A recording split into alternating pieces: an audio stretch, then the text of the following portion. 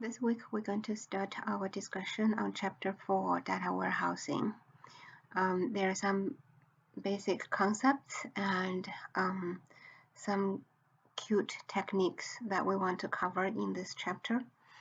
But before I do that, I wanted to have a little bit of database 101 to talk about the group by command in SQL. For students without relational database background, understanding group by is critical to understand the concept of data warehousing. So I'm going to make use of the resource provided in W3 schools to quickly review this concept. So SQL is standard query language. It's used for relational database to query data from a table or multiple related tables. We had a basic introduction in the first lecture of the class. So group by is especially important when you need to use aggregate function. Data warehousing is all about aggregate data at different levels. Therefore, as you can tell, that group by is really critical.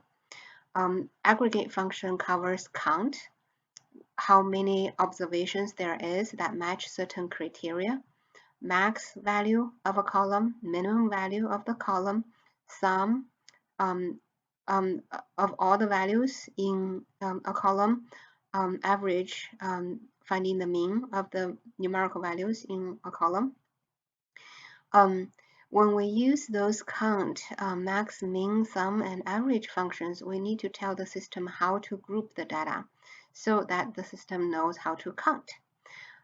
So one example that we're going to demonstrate using this database, customer ID, address, postcode, country, okay? The syntax using group by is you want to select some columns, and among those selections, they're bound to be an aggregate function from some table, for example, this table, where some selection conditions need to be met. So you want to select those and then group by certain columns name. And you can also use order by. Order by basically render the result in the orders that you specified.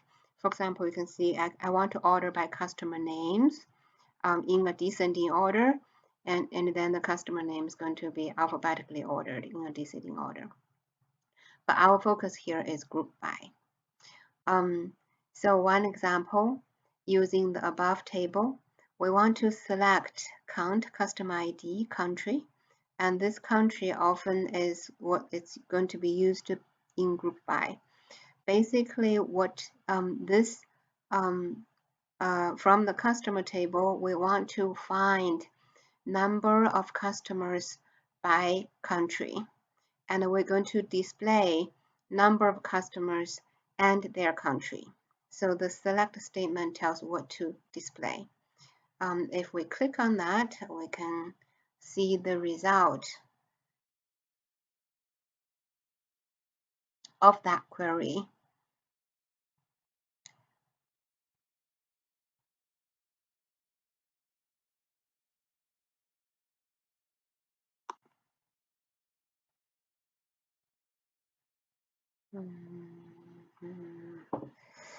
My machine is a little bit too slow.